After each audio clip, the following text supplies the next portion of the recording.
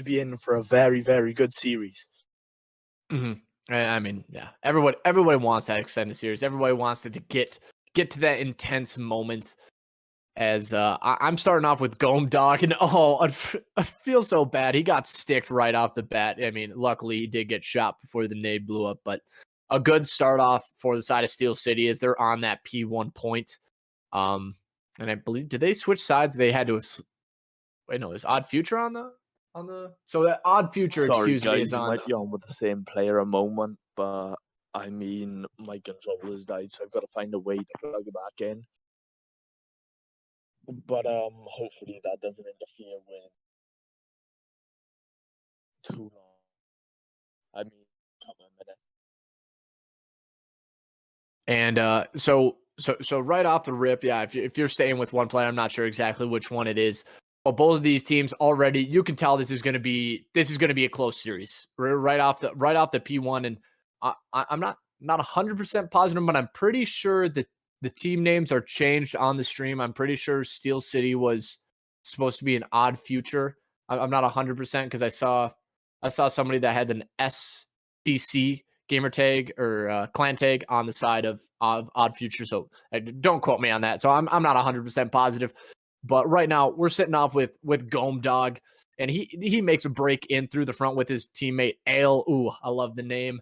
Love the name Ale. I wonder what type of ale though. That's what's really been, on my mind. But BVD 58 with the gunny from a distance, as this P2 is currently contested on the side of Crossroads Strike. So the thing about this map is you're going to want to rotate early. So a money hill is usually this P2, but P3, you want the rotations to P3 and P4 early, and you want to be able to hold those spawns. I've seen a lot of teams, though, when they're trying to hold these spawns, they a lot of times give up a lot of P3 time because they're doing 3-man pushes into a 4-man stack.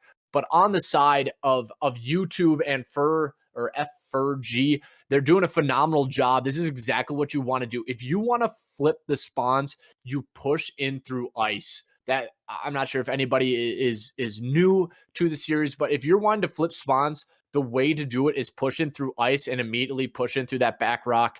And not to mention the nice thing about Hardpoint, it used to be right in the middle of where that rock was, the P4, but now they've changed it over to this little tent area, which is a phenomenal job that I love that Call of Duty has done. They did it at MW with Piccadilly Hardpoint and especially Piccadilly Domination. But these two teams are definitely going at it right off the rip. But on the side, you have Steel City that you see on your screen. They're off to an amazing start. Gome Dog 7-7, D Hearn 11-4, putting up big numbers at the first series of rotations. As right now, it will be the side of Steel City who is on the point on this P4. They're making sure they're locking it down. D Hearn, he's roaming in through the P3 and he smokes one. Will he grab the second? Yes, he will. D Hearn is on a tear at the moment. And right now, Kisby, if you're Odd Future, what do you got to do to be able to make these breaks or be able to make these big plays? What do you think they got to do?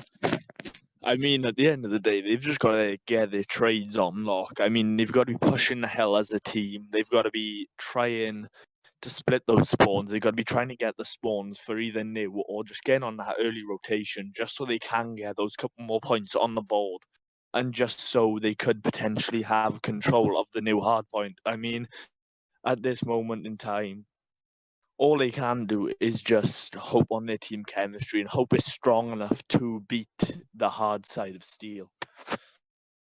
And along with that, so one thing that I don't think people realize is a huge thing that sets you apart from being, a top AM player to a low tier AM player.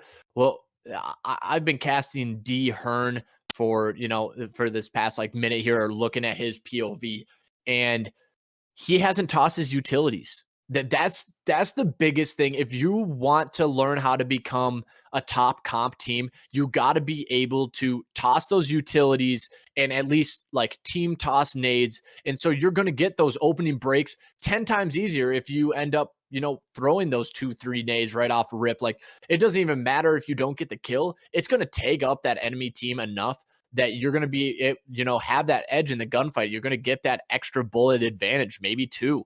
And so a lot of teams, they got to be able to capitalize on using their utilities and throwing them almost whenever they can. And it's not even necessarily to, actually get the stun. But what pros do is so amazing. Just to check angles or corners, they'll toss a stun out just to see if they get a hit marker.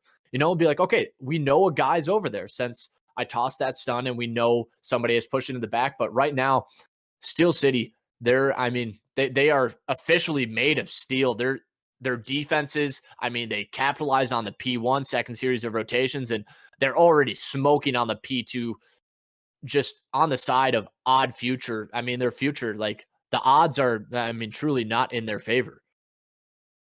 Going back to what you said about the tacticals and lethals and stuff, those are like the key things in any game. You've got to use those tacticals and lethals effectively. No matter the map, no matter the game mode, if you, like you said, as long as you can use those suns efficiently, even if it is just flashing around the corner to see what information you can get for your team, little information is better than no information. Yeah, especially in hard point, that was the one thing. I was casting a lot of top AM teams at the end of MW. Like it was off of rip. Like people, I know even in the pro standpoint, they would get absolutely ripped if they didn't use their utilities before they died. Sometimes, granted, you might not have the opportunity to, but it definitely sets you apart to be able to use those utilities. And I mean, speaking of setting apart, this game's over. Steel City. I was not expecting this type of outcome. Absolute smoke show, 250-77, almost a 200-point club. It goes back to the first series, really. They do need to start. Well, Steel not so much, but Steel did have like full map rotation and map lockdown that game, and